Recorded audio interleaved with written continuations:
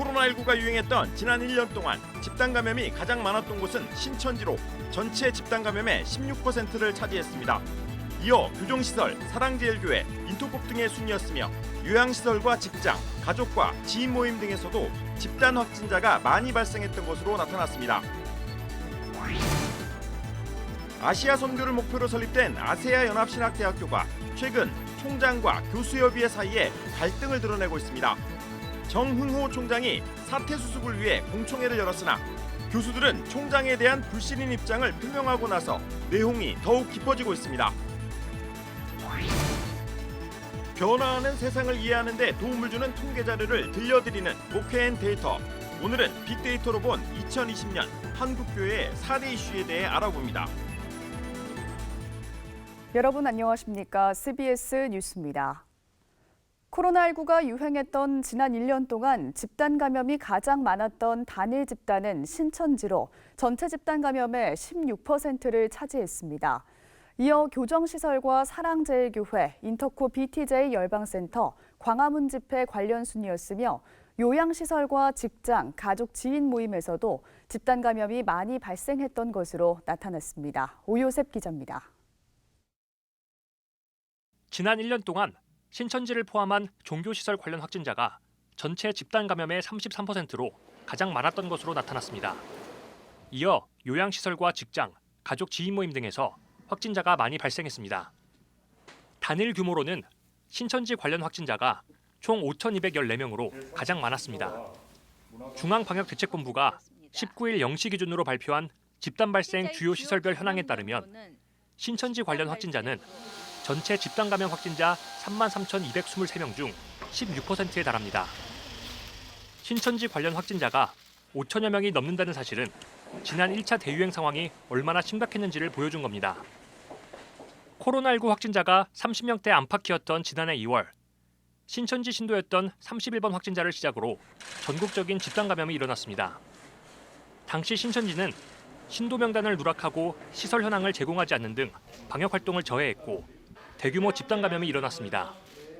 신천지를 제외한 종교시설 관련 확진자는 모두 5,791명으로 집단 감염 확진자의 17%로 나타났습니다. 전광훈 목사가 담임으로 있는 사랑제일교회와 관련해 1,173명의 확진자가 발생하는 등 대규모 집단 감염의 영향이 큽니다. 최근에도 이단성 논란을 빚은 인터콥의 경북 상주 BTJ 열방센터와 관련해 797명의 집단 감염이 발생했습니다. 이 밖에도 홍대 세교회 등 종교시설을 중심으로 크고 작은 집단 감염이 연이어 발생해 왔습니다. 신천지를 종교시설에 포함하면 종교시설 관련 누적 확진자는 11,005명으로 집단 감염의 33%, 전체 확진자의 15%에 달하는 것으로 조사됐습니다. 집단 발생이 일어난 주요 시설은 종교시설이 가장 많고 그리고 요양병원, 요양시설 등 감염 취약시설도 높은 비중을 차지하고 있습니다. 방역당국은 대면 종교활동이 좌석수 10% 이내 인원으로 일부 허용됐지만 부흥회와 성경공부, 구역예배 등 모든 모임과 식사는 여전히 금지하고 있다며 철저한 방역수칙 준수를 당부했습니다. 방역당국은 또 국민들의 적극적인 참여와 협조를 통해서 1, 2차 유행을 차단하고 3차 유행의 고비를 넘어서고 있다며 올해는 백신 접종을 통해서 코로나19 종식을 향해 한 걸음 더 내딛는 해가 되기 위해 노력하겠다고 밝혔습니다. CBS 뉴스 오요셉입니다. 아시아 선교를 목표로 설립된 아세아 연합신학대학교가 최근 총장과 교수협의회 사이에 갈등을 드러내고 있습니다. 정흥호 총장이 사퇴 수습을 위해 공청회를 열었으나 교수들은 총장에 대한 불신임 입장을 표명하고 나서 내홍이 더욱 깊어지고 있습니다. 최경배 기자의 보도입니다. 약 10년 전 심각한 학내 사태를 겪었던 아세아 연합신학대학교가 최근 또다시 내부 갈등을 드러내고 있습니다. 아세아 연합신학대학교는 지난 2006년 교수협의회와 총장 간 갈등이 시작돼 무려 5년 동안 학내 갈등에 휩싸인 바 있습니다. 그리고 2012년 새로 총장을 선출하고 안정을 되찾았습니다. 그런데 최근 총장과 교수협의회 사이에 갈등이 일고 있습니다. 갈등의 시작은 예수스라는 해외에 거처물 둔 사이버 대학교의 존재가 알려지면서부터입니다. 아세아 연합신학대학교 정흥호 총장이 교수이자 선교 대학원장이던 시기인 2018년에 예수스의 초대 총장을 맡았습니다. 아세아 연합신학대학교 외국인 재학생과 동문 다수가 예수스 설립과 운영에 참여하고 있다는 사실이 지난해 11월 한 후원자의 제보로 알려진 겁니다. 게다가 예수스를 둘러싼 갈등이 시작된 뒤 일부 기독교계 매체에 특정 독립교단이 아세아 연합신학대학교를 장악하려 한다는 의혹 보도가 나오면서 갈등은 더욱 깊어졌습니다. 교수협의회 측은 해당 보도가 아세아 연합신학대학교의 교회 연합적 정체성을 심각하게 왜곡한다고 판단하고 정흥호 총장에게 학교 대표로서 해당 언론사에 정정 보도와 기사 삭제를 요청할 것을 공식적으로 요구했습니다. 또 학교와 특정 교단이 연관된 바 없다는 내용의 게시물을 학교 홈페이지에 올릴 것을 요구했습니다. 교수협의회 측은 정 총장이 기사 삭제 요청 요구에 소극적으로 대처했고 홈페이지 게시글 요청은 거부했다고 밝혔습니다. 최근엔 외부 단체가 이사회 구성에 문제를 제기하는 내용의 기자회견을 열어 학교 이미지에 부정적 영향이 우려되는 상황이 전개됐습니다. 이에 대해서도 총장이 소극적으로 대처하면서 총장에 대한 신뢰가 깨졌다는 게 교수들의 입장입니다. 갈등이 커지자 정흥호 총장은 지난 18일 공청회를 열어 적극 해명에 나섰습니다.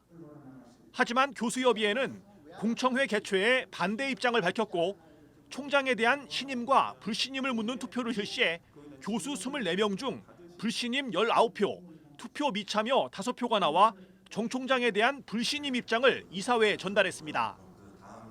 이 같은 갈등에 대해 교수협의회와 정흥호 총장 양측의 입장을 듣고자 인터뷰를 요청했지만 양측 모두 인터뷰에 응하지 않았습니다.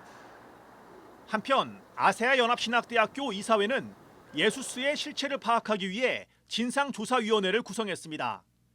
진상조사위는 보고서에서 예수스 사이버대학교의 사업 방식이 수정된 형태의 피라미드 다단계로 이해된다면서 예수스는 비영리 교육기관이 아니라 후원자, 투자자에게 수익을 보장하는 영리 목적의 사업 운영 방침을 갖고 있다고 밝혔습니다. 아세아 연합신학대학교 이사회는 현재 법무감사를 진행하고 있으며 법무감사 결과에 따라 문제를 풀어간다는 입장입니다. CBS 뉴스 최경배입니다.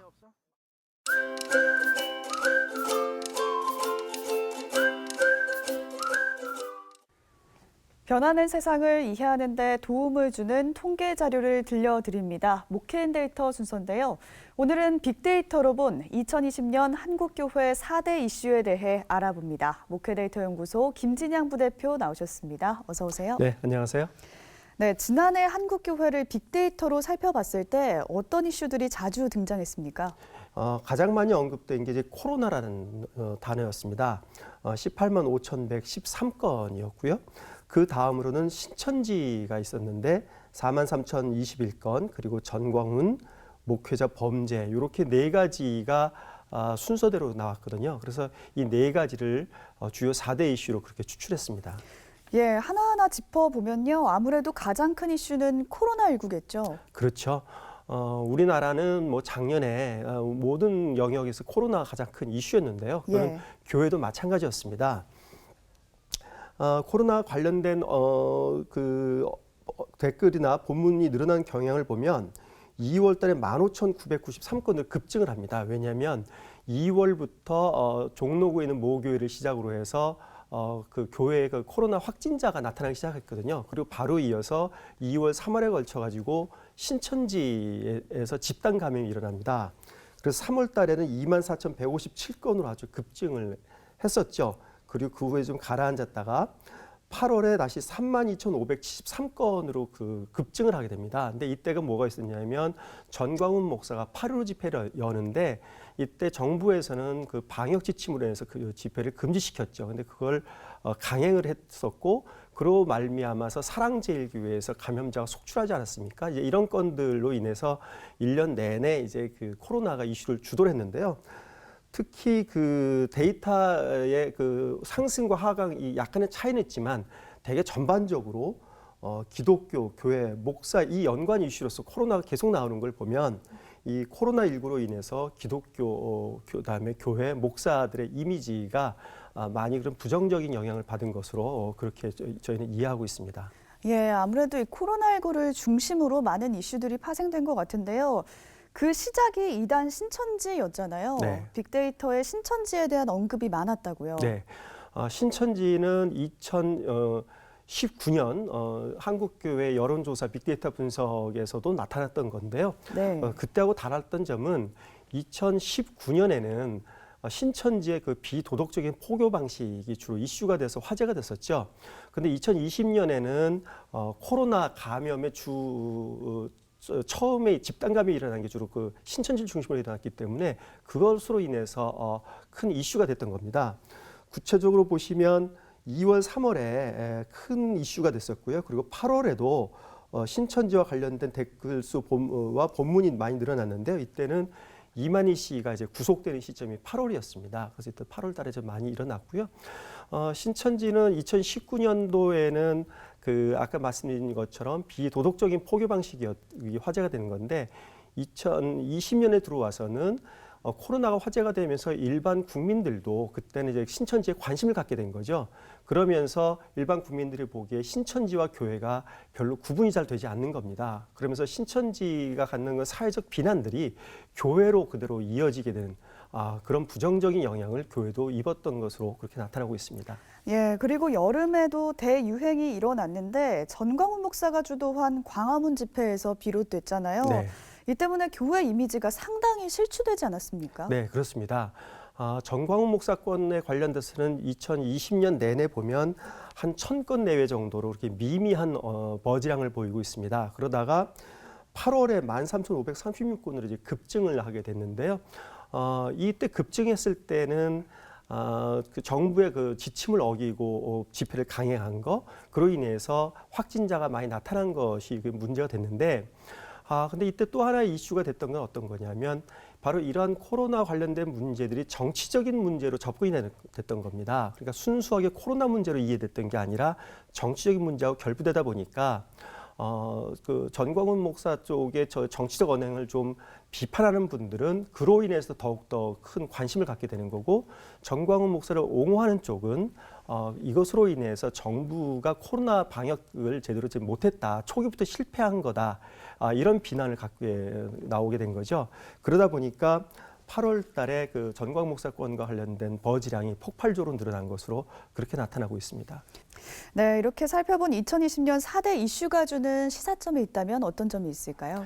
이번 조사 결과에서 좀 긍정적으로 볼 수 있는 거는 교회에 대한 긍정 이슈들이 몇 가지가 있었습니다. 첫째는 어떤 거였냐면 설교, 말씀 묵상, 공유 부분입니다. 그 두 번째로는 불우이웃 돕기가 그 긍정 이슈로 두 번째였습니다. 이것이 시사하는 바는 뭐냐면 우리 교회가 이미지를 갖다가 좋게 만들기 위해서는 각자 처한 위치에서 우리 주변을 돌아보고 우리 주변에 도움이 필요한 사람들이 없는지 살펴보아 그들을 돕는 이런 활동을 끊임없이 지속적으로 할 때 교회 이미지가 조금씩 좋아질 수 있다. 이런 것들을 이번에 저희가 교훈으로 얻을 수 있지 않을까 이런 생각입니다. 예, 아무쪼록 올해는 우리 교회가 좀 세상에 선한 영향력을 발휘하는 소식 기대해 보겠습니다. 오늘 말씀 여기까지 듣겠습니다.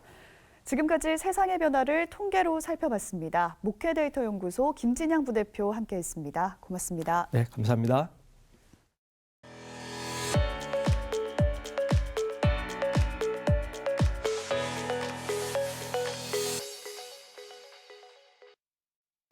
간추린 지역교계 소식입니다. 한국기독교 군선교회 대경지회가 정기총회를 열고 신임임원지를 꾸렸습니다. 부산에선 해운대구 기독교협의회가 장애를 가진 청소년들의 비대면 수업을 지원하기 위해 노트북을 기부했습니다.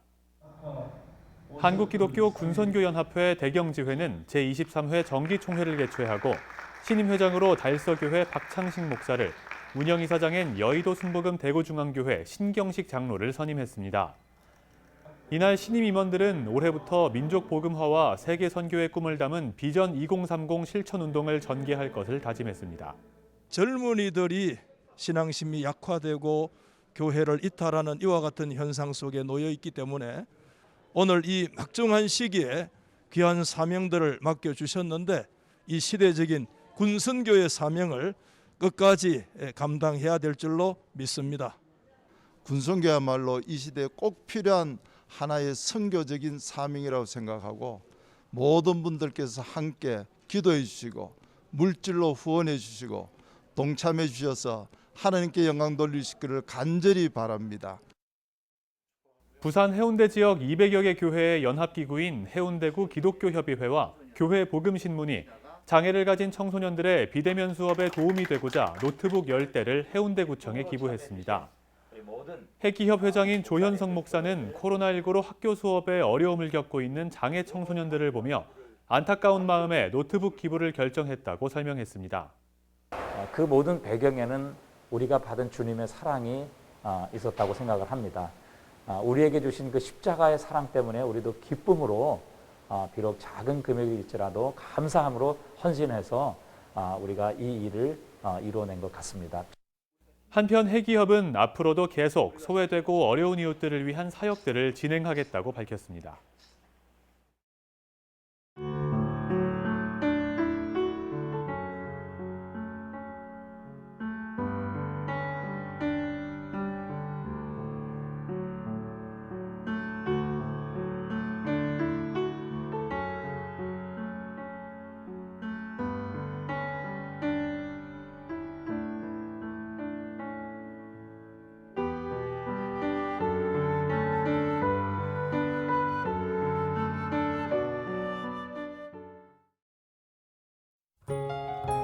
내일은 전국에 아침까지 비가 오겠습니다. 비는 오전 중에 대부분 그칠 것으로 보입니다.